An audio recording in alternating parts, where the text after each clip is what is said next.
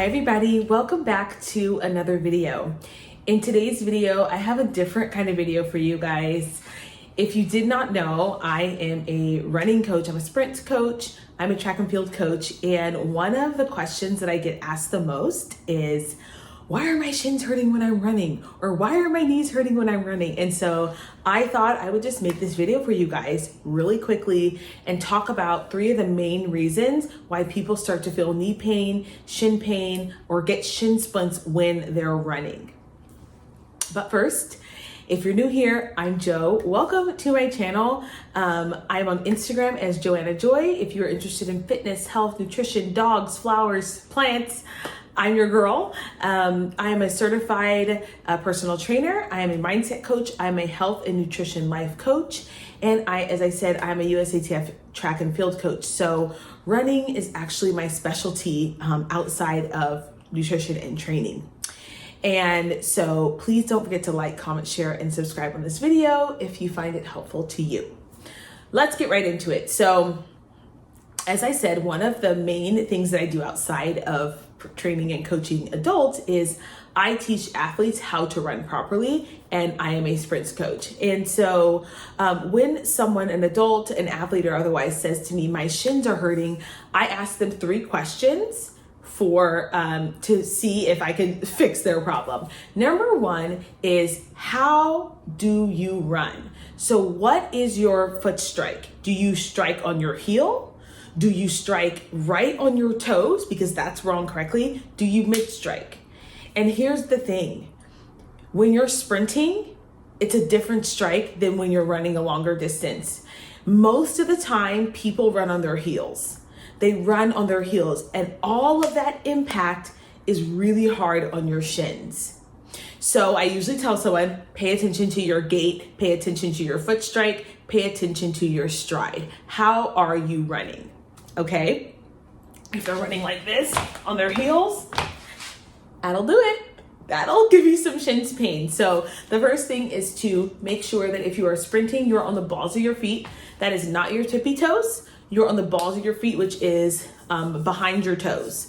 That bridge behind your toes, running on the balls of your feet. If you are sprinting, if you are running middle distance or long distance, you want to have more of a middle of the foot strike, and try avoid slamming that heel on the ground.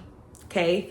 Number 2, the second question I ask them is, how old are their shoes and what kind of shoes are they running in, right? So one of the things that people do often is they just have these shoes that are like trainers, but they're not specifically for running. And sometimes those shoes do not have the right, orthotics, or they don't have the correct cushioning for that kind of impact.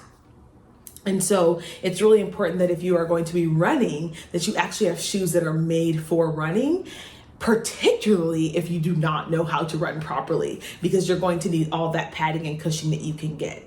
The second reason why I ask that is because a lot of people run in these old shoes, and because their shoes are old, they have run out of the cushioning. The cushioning has worn down, and so it's just time to get a new pair of shoes. I like to have my athletes change their shoes out every 200 to 300 miles. For sprinters,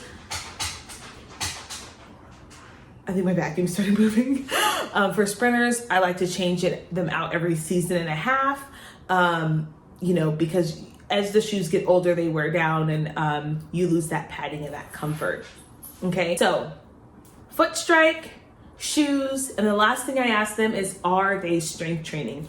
A lot of people just get out there and they're like, I'm gonna start running, and they just start going for it. And that combination with poor shoes, poor strike, and just the sheer volume can be a shock to your muscles. So are you strength training?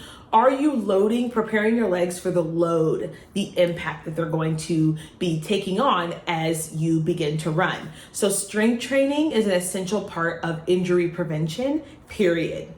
I know people are like, stretch. I'm like, no, get stronger, please, so that your body can handle the impact of sprinting. Now, if you are experiencing shin splints today, what I'm going to tell you is you have some options. Number 1, get a new pair of shoes. Number 2, please ice. Sometimes shin splints are happening because you're just weak. I hate to say it, but your body's body's just not used to it. So I encourage my athletes to ice every single day, even if it doesn't hurt, even if their shins don't hurt. Why? Because by the time you feel the pain from inflammation, you've been inflamed for a very long time. That's one thing that I think people don't understand about inflammation.